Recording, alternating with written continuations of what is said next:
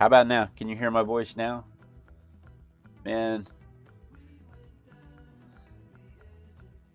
today we're going to talk about the lions. We're going to talk about how the male lions will kill all the infant cubs when they show up, and how Mufasa was probably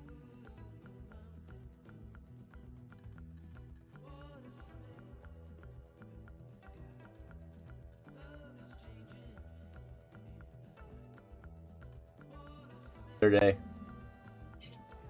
I thought you blew it out. No, I thought I may have blown it out. Bendo. All right, so today we're going to talk about lions. We're going to talk about welcome to Saturday. We're going to talk about how male lions are practicing infanticide when they take over a new pride. We're going to talk about how females do 90% of the hunting. We're going to talk about that and a whole lot more fun stuff about lions. Let's just turn the page and get started. I have to get past that microphone issue.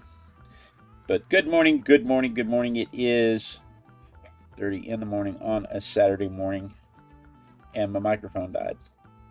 Good morning, Rick. Good morning, Joe. My microphone died, so I thought I'd have some fun with the quiet studio. Hopefully you can hear me now, though, because I've got a Yeti right there, Yeti orb right there. It's not battery powered, so it won't die. We can hear you. Good.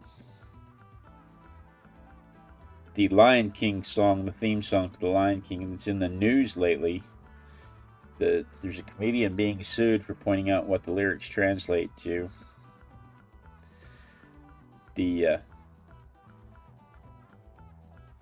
The lyrics, if you've ever read the lyrics in English, the lyrics translate to, "Hey, there's a lion. There's a lion coming. That's a lion. That's a lion. That's a lion. Hey, everybody. There's a lion.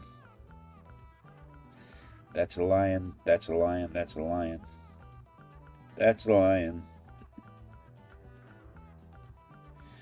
And a comedian who speaks Swahili, hey Cassandra, pointed that out. And the author of the song says, no, the word for lion could also mean king, and that's what we meant. It was here, all hail, here comes the king. So even if you go with that definition, even if you go with that idea, the song is still, hey, here's the king, the king, the king. Hey, everybody, it's the king. Yep, it's the king, it's the king, it's the king. So it's still not...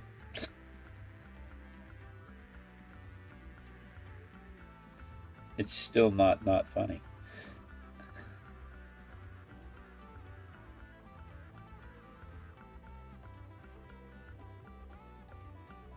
I hope everybody's having a good Saturday morning. I slept like a starfish last night. I had the whole bed to myself because my wife and kids are out of town. And so I'm having a pretty good morning already.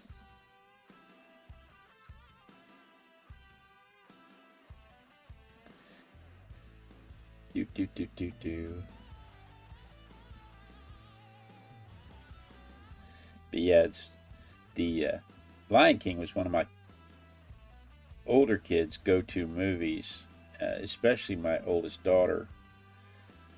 If we wanted to wake her up, we could just put that on, and she would come running down the hall to come watch it.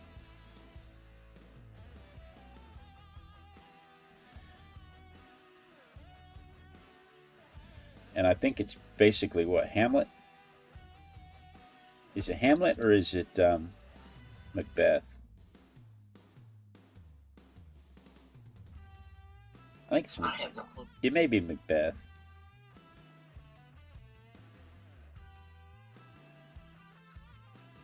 I get it confused every time I talk about it.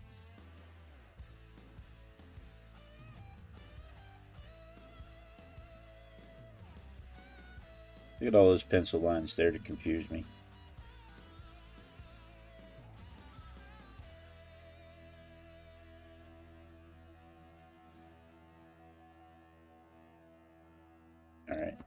Let's switch to pen. Hamlet. Cassandra says it's Hamlet. I get it confused. I know it's not A Midsummer's Night Dream, and I know it's not Romeo and Juliet. Lions have a roar that is about 114 decibels. Even on the quiet side, that's chainsaw. That's chainsaw loud. That's lawnmower loud. And the roar can be heard up to 5 miles away.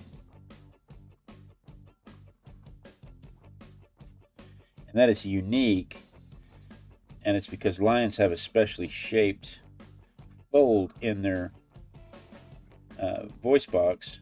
While most animals have a triangular shaped fold, lions have a rectangular shaped fold that allows for an extra range of vibration.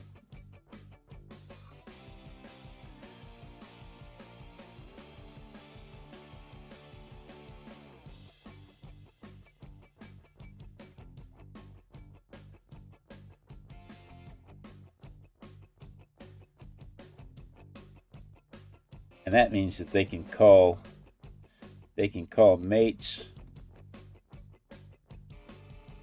without paying long distance charges. That means that they can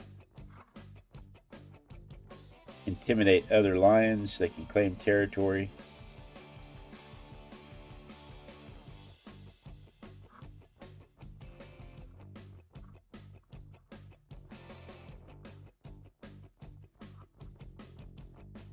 Miles and miles away without actually having to have confrontation. I'm sorry, what, Mother? I was going to say, Cassandra said it's like how Oh Brother Art Thou is actually a retelling of the Odyssey. She never knew.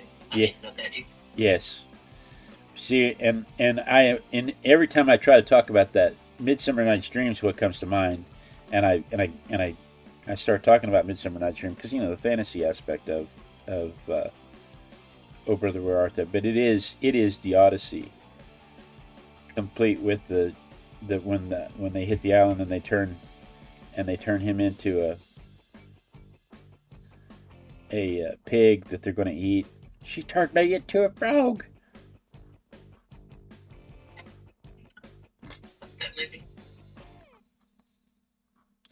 I am a man of constant sorrow. Sing that all the time, by the way.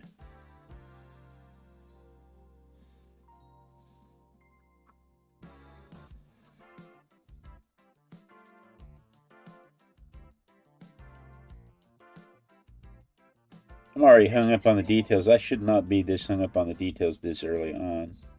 At this point in the state, I should still be focused on composition. But I don't know, I'm drawn to this thing. This thing is really kind of an interesting little toy. It's one of the more detailed toys I have, and it's just a lion.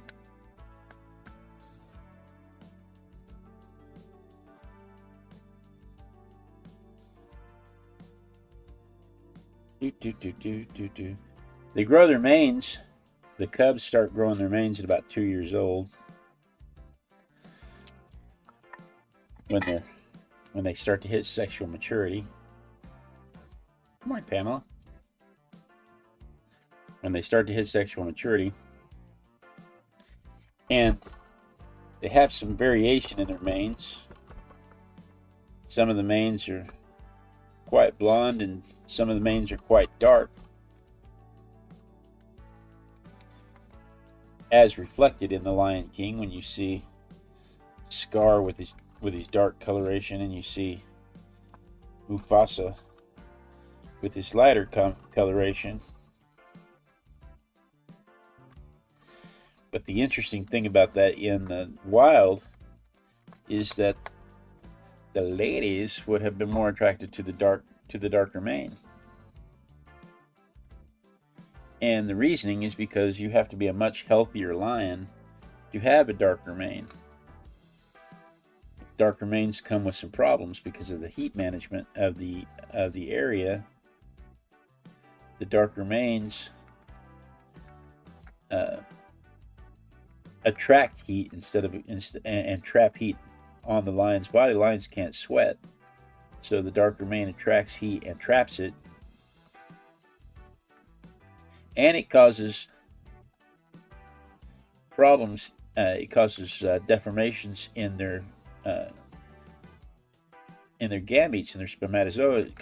It causes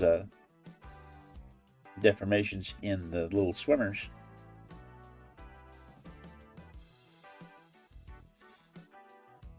But only the healthiest males with dark hair, only the healthiest males can survive with the dark hair, and so that makes it attractive to the females.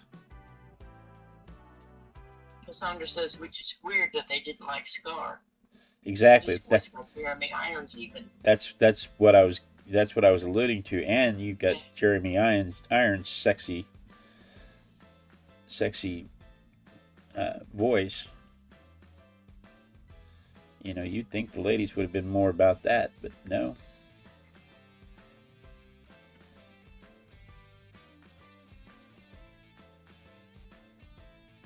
That's not what they portrayed.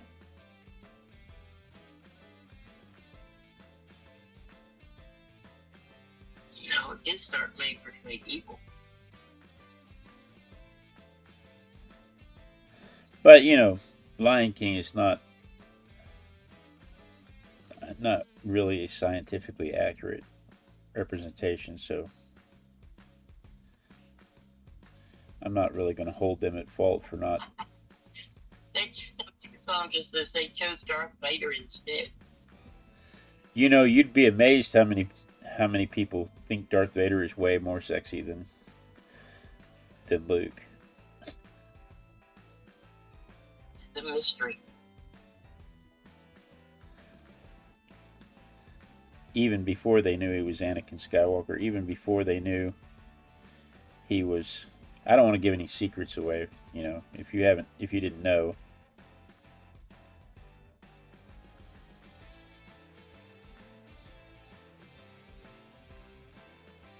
Looks like a poodle.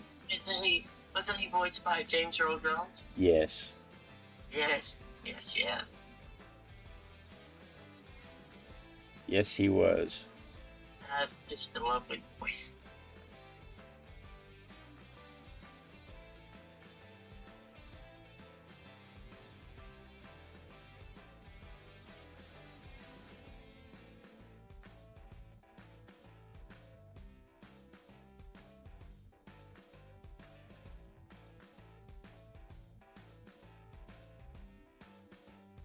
Yeah, Pamela's right. It's a bad boy syndrome. Bad boy syndrome. Yeah, I agree, Cassandra. I love voices. My mom likes the bad boys. That, if you knew my dad back in the day,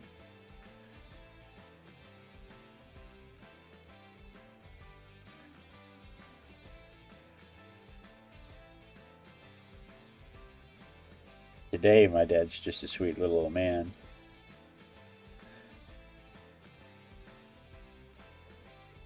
Offering candy to all the redheads. Hey, little girl.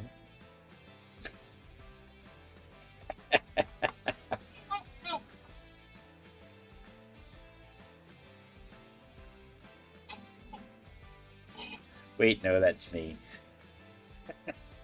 Yeah, I think you're confused. That's me, sorry.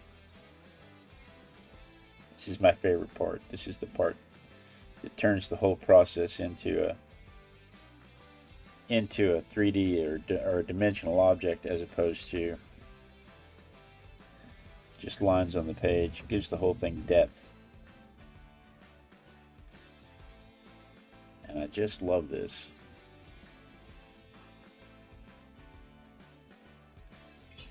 Your dad's not above bonding with grandkids with candy. He's not innocent. No, my dad is not innocent by any stretch of the imagination.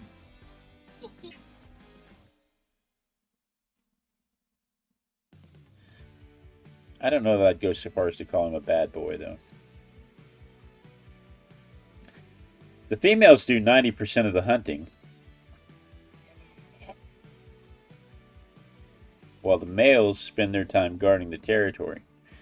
And it's interesting to watch the documentaries because, I've never actually watched a lion pride hunt, but the females will kill something and then take as many bites of it as they can before the lion saunders up, and he just saunders up, and when he gets there, they scatter, and then he eats his fill, and then they all come back and eat after him. Let me dry this real quick.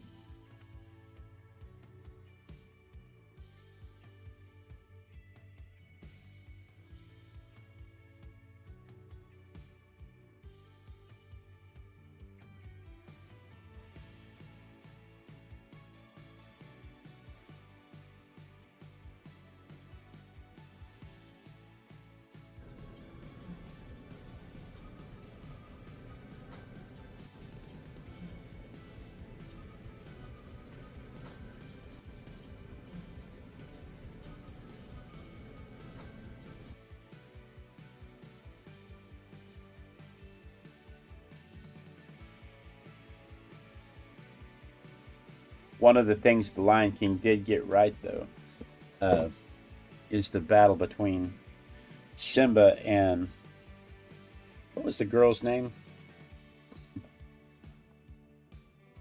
Mala? Wasn't Mala. Nala with an N. November. Nala. One of the things they did get right was the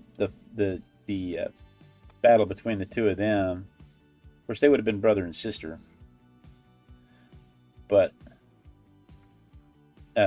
she's more nimble, more agile, and quicker than he is. He's stronger and bigger and more prone to violence, but she's more agile and more nimble. And in the pride itself is matriarchal because the males are usually out roaming the whole territory, protecting the pride from other lions and from other jackals and anything else that might be coming along to disturb the cubs and the moms. But for the most part, the pride is run by the females. And like I said earlier, they do 90% of the hunting. And when they hunt, they're going for zebras and wildebeest and antelope. But when the males hunt, the males go for buffalo and giraffes and big stuff, because when they hunt, it's usually because they're trying to impress the females.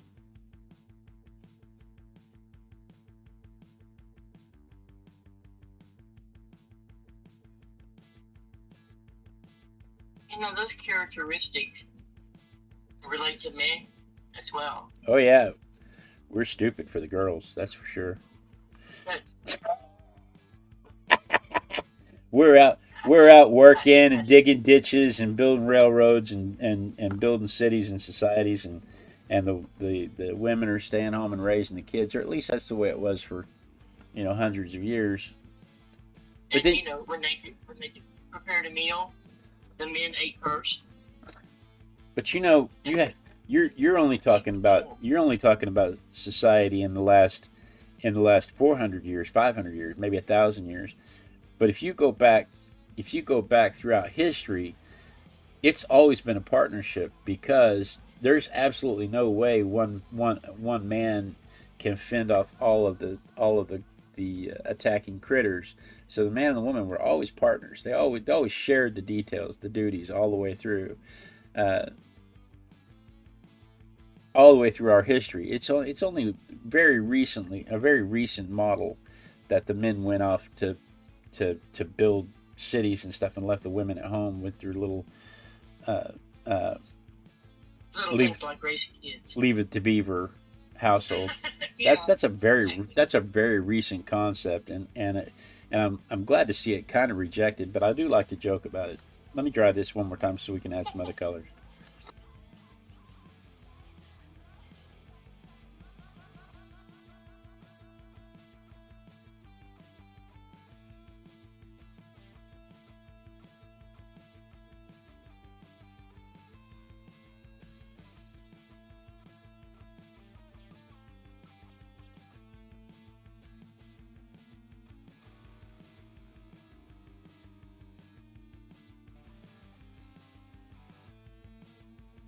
Cassandra says, "I wish they were matriarchal."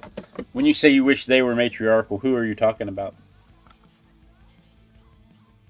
In my notes, I have them written down as matriarchal-ish, because when the males come back around, they're a touch more violent, so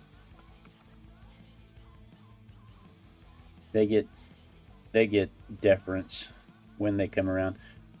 At about 5 years old, they get run out of the pride. They hang around the pride with their moms, and at about 5 they get run off. There's too much conflict between them and the dominant male. The females won't won't listen to them, and the females gang up on them, bite them, and run them off. And so then they go off, and they'll form a small pride with other similarly aged male lions, and then they'll work together to overtake another pride. But then one will rise up as the dominant male, and he will run the others off until they all go find their own pride or die.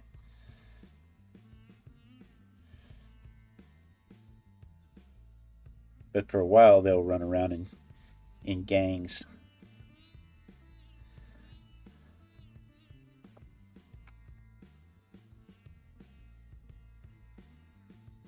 When a male takes over a new pride, the first thing he does, and I alluded to this earlier, but you probably couldn't hear it because we had microphone issues. When he takes over a new pride, one of the first things he does is he kills off all of the infants.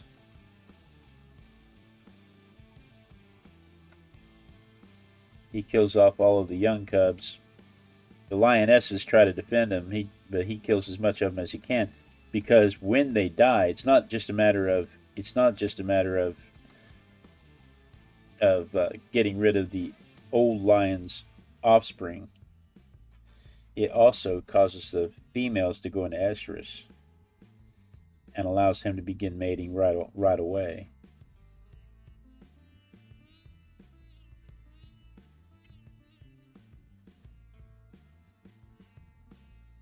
The old argument was that it was a way to make sure that his genes were the ones that got passed on, because he's the biggest and the strongest, right? But it's not just that. There's more. There's actually more to it, more nuance.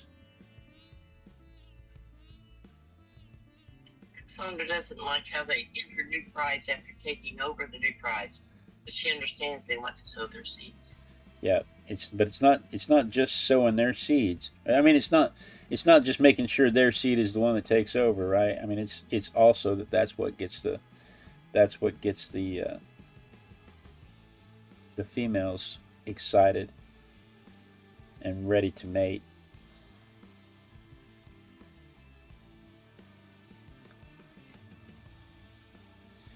Do do do do do. Female lions are 6 to 8 feet. Male lions are about 10 feet, which is about the equivalent of 3 baseball bats in length. Weigh about 500 pounds. That would be quite scary, to be a human male confronting a male lion on the savannah. Let me dry this real quick.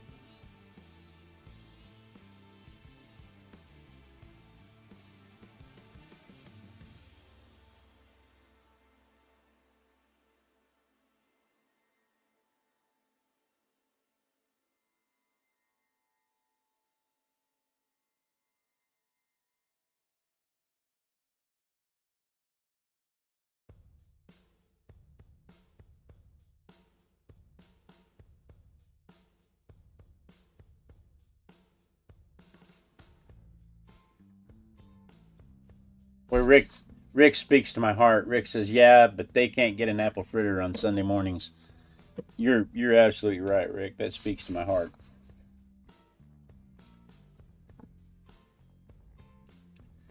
There's been a decline in lions from 2006.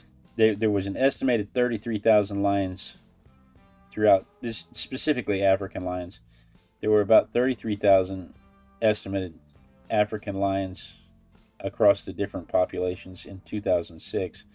By 2016, that population had dropped to 23,000.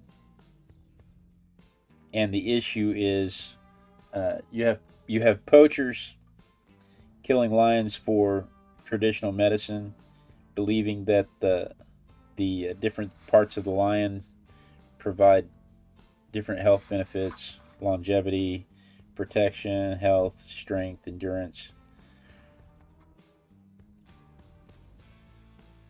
And then you have game hunters who just want to kill something big.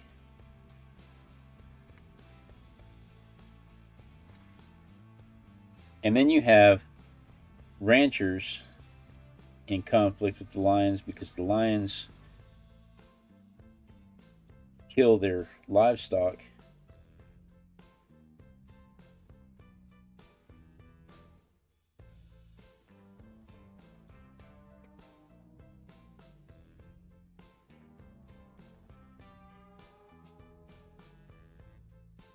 And people building houses and ranches out into the savannah, which I find that difficult to believe because the area where they are is not really conducive to humans. But humans being humans still manage to find reasons to war with the lions. But after 2016, from 2016 to 2026, the population is pretty much stabilized. The overall population is pretty much stabilized. They're still at about 23,000 individuals. Most of them, most of them in South Africa, the southern areas, and the eastern populations and western populations are still dying off. And the problem is stability. The areas where they have stable government, they have instituted conservative efforts, and they are part of the way they're growing is through economic tourism. People paying to come see the reservations, and the entire community profits off of that. So, the areas where the government is more stable, the lion populations are growing, and that's great. In the areas where the governments are unstable and the civilizations are interfighting, the lions are not doing so hot. They're dwindling over there. But overall, they're still in danger. But overall, the population has stabilized at around 23,000 individuals. What is today? The 25th. I am a big proponent of ecotourism. Ecotourism of April, 25th of April. Ecotourism brings people in to see the animals instead of killing the animals, instead of exploiting the animals. Ecotourism brings people in to witness the animals and learn about the animals, and the whole community profits off that. The people have to stay someplace. So you've got the hotel industry and the restaurant industry, the service industry. They shop. They buy souvenirs. There's the travel industry. And then there's the construction. Everything grows because people flock to the ecotourism sites. They make them vacation destinations. So I'm a big proponent of that as a method of conservation. All right, so there is enough preaching. I'm gonna stop preaching. What are we talking about? Today an apple. My mom says today an apple fritter sounds really good. Gaming with Just Joe said, "Man, apple fritter sounds good." Donut shop will be closed here by the time I'm able to get one. Now I'm just hungry. I've spoken to make Instinct. It's Saturday, therefore it's fritter day. Sunday as well. I'll tell you what, we have an apple fritter. We have a shop, Voodoo Donuts. We have a Voodoo Donuts up the road, and their apple fritters are so much better than my local apple fritter. But that's a $6-7 apple fritter, and it's not close to my house, so I'm a cheapskate. Anyway, there is my line compared to the photograph. Let's see what it looks like from my perspective.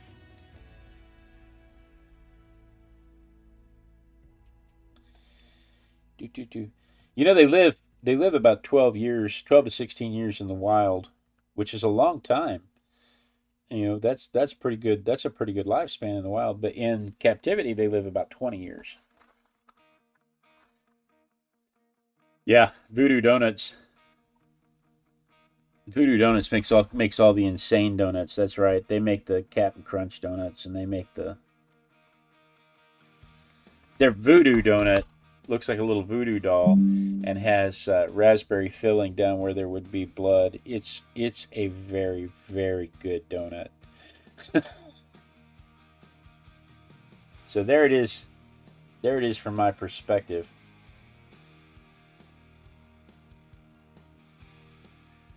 So that's what I did today. What do we have tomorrow? Oh my goodness, the suspense. What could it be? What could it be? What could it be? Tomorrow. Oh! Are we taking votes?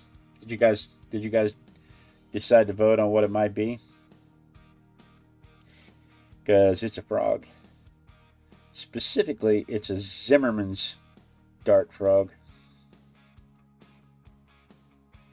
These guys, their tadpoles are carnivorous, and they deposit their tadpoles specifically where there are other tadpoles.